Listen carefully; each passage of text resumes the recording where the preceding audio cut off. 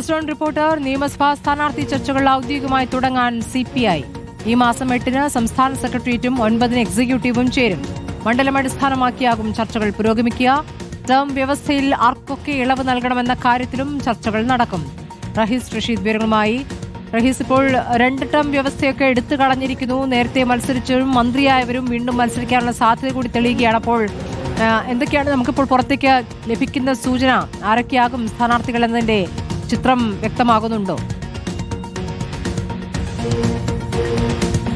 സ്മൃതി, നിയമസഭാ തെരഞ്ഞെടുപ്പുമായി ബന്ധപ്പെട്ട മുന്നൊരുക്കങ്ങൾ നേരത്തെ തന്നെ CPIയുടെ ഭാഗത്ത് നിന്ന് ഉണ്ടായിട്ടുണ്ട്. നേതൃതലത്തിൽ പലതരം ചർച്ചകൾ ഏതൊക്കെ മണ്ഡലത്തിൽ ആരൊക്കെ മത്സരിക്കണം എന്നതടക്കമായി പ്രാഥമികമായി ഉണ്ടായിട്ടുണ്ട്.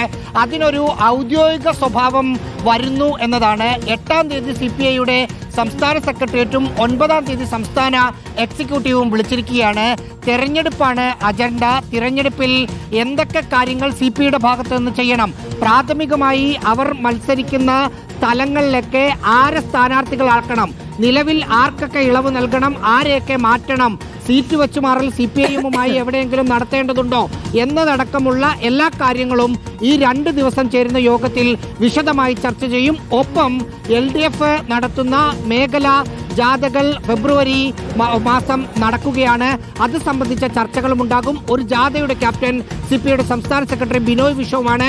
അതുകൊണ്ട് ബിനോയ് വിശ്വം നടത്തുന്ന യാത്ര ഏതൊക്കെ ജില്ലകളിൽ എങ്ങനെയൊക്കെ പാർട്ടി അവിടെ എങ്ങനെയൊക്കെ ഒരുങ്ങണം എന്ന കാര്യങ്ങൾ, ഈ 2 കാര്യങ്ങളായിരിക്കും 2 ദിവസം ചേരുന്ന നേതൃയോഗത്തിൽ അജണ്ടയിലുള്ളത്. സ്മൃതി. ശരി, റഹീസ് റഷീദാണ് വിവരങ്ങൾ നൽകിയത്.